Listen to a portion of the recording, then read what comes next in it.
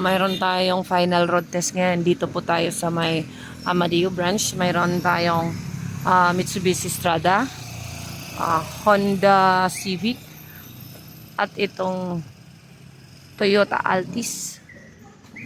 Ito po yung mga aero road test natin, kaya kami pumunta dito sa Amadeo branch for last quality. Ayun pala yung Toyota Altis. Itong Hyundai i10 ay galing to sa Kawit branch na nag-final quality rin lang dito. Final road test, long drive. Kaya dinala dito sa Amadeo branch.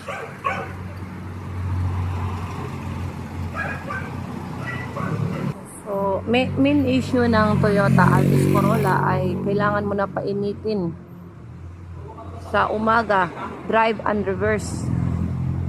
So, ngayon,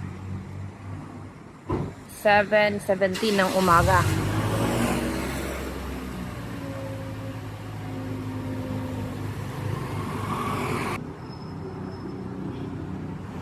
Ayan, nagre-reverse naman agad.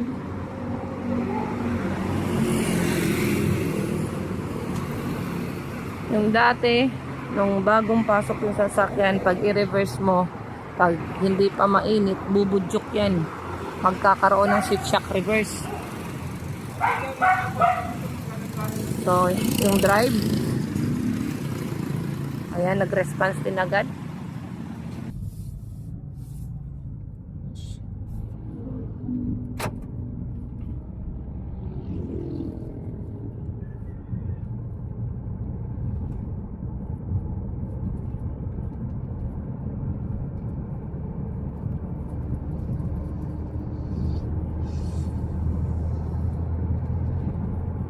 Pasok pa pala.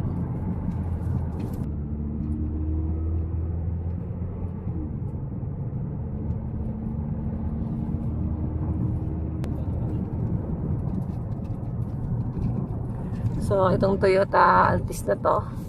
So, sold na po ito. Isang takbo natin yan. Tinitinan lang natin yung shifting pattern niya.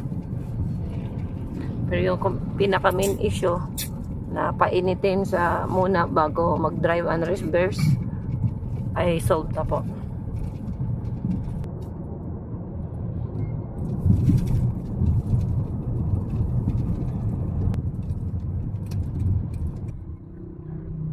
Boundary ng General Trias. Punta na tayo ng Amadeo.